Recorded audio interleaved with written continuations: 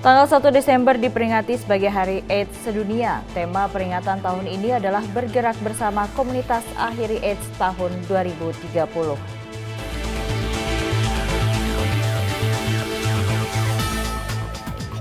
personel disiagakan dalam mengawal aksi buruh di depan kantor Gubernur Jawa Timur.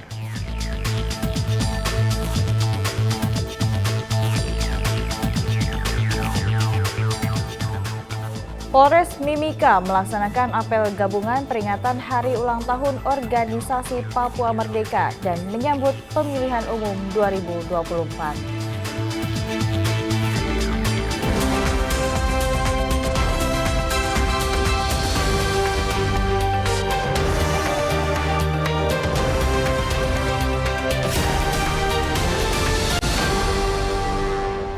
Selamat siang pemirsa, Presisi Siang kembali hadir edisi Jumat 1 Desember 2023. Selain 3 berita utama tadi, selama 1 jam ke depan kami juga telah menyiapkan sejumlah informasi terkini lainnya.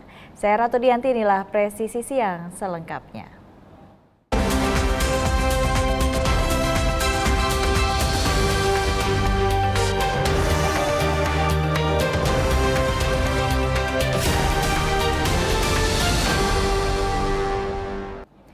Infeksi HIV masih menjadi masalah kesehatan global dan nasional. Kasus HIV di kawasan Asia Pasifik menyumbang hampir 25% dari total beban HIV di seluruh dunia.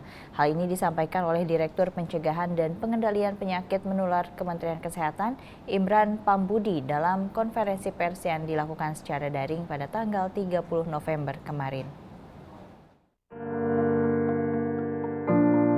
Peringatan Hari AIDS Sedunia menjadi momen untuk memahami penyakit HIV/AIDS lebih dalam lagi.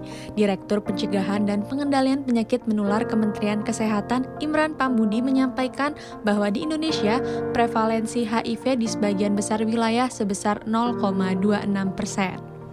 Selain itu, infeksi HIV masih menjadi masalah kesehatan global dan nasional.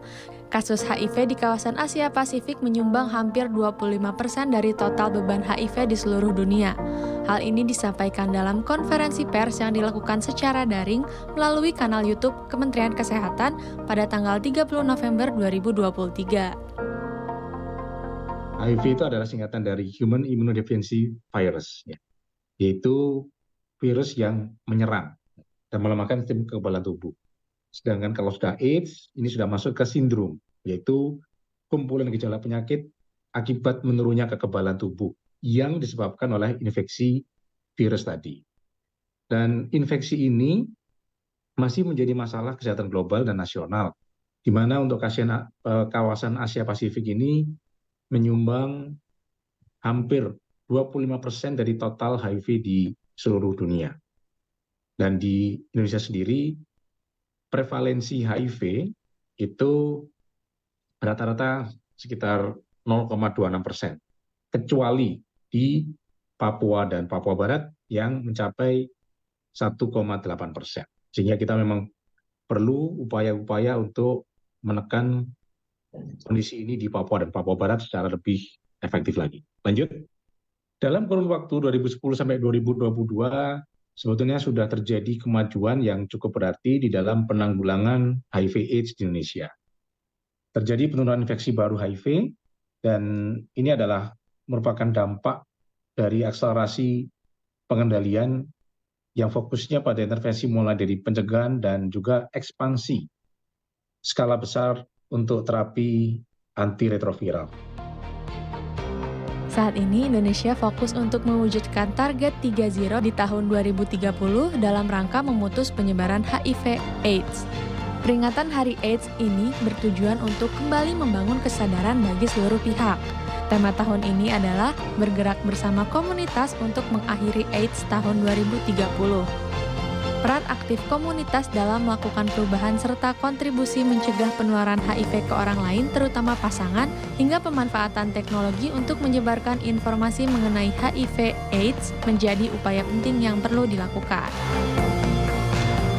Menteri Kesehatan Republik Indonesia menghadiri kegiatan Risk and Governance Summit 2023 yang diselenggarakan oleh Otoritas Jasa Keuangan pada Kamis 30 November 2023 di Jakarta. Dalam kegiatan tersebut, Menteri Kesehatan mengungkapkan terkait kesehatan di Indonesia menjadi terdigitalisasi.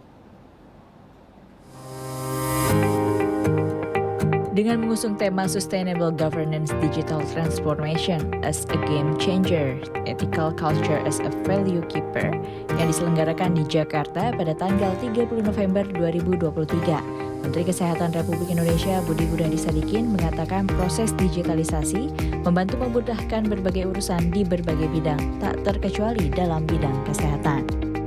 Dalam kegiatan tersebut, Menteri Kesehatan Budi Gunadi Sadikin mengungkapkan dirinya ingin membuat berbagai hal terkait kesehatan di Indonesia menjadi terdigitalisasi.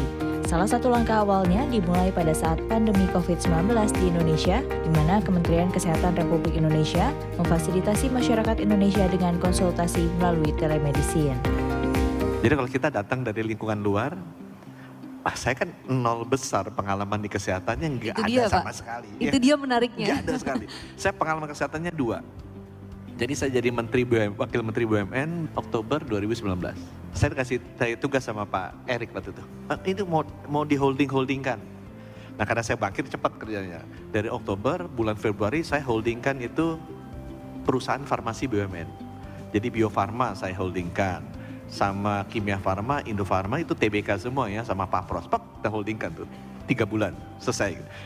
Nah di situ kemudian disuruh, ya udahlah karena udah pegang holding rumah sakit sama holding farmasi, suruh ngurusin vaksin.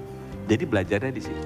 Digitali kesehatan menjadi fokus utama Kementerian Kesehatan Republik Indonesia yang tercantum dalam pilar ke-6 transformasi kesehatan, yaitu transformasi teknologi kesehatan. Tetaplah bersama kami, Presisi Siang akan segera kembali.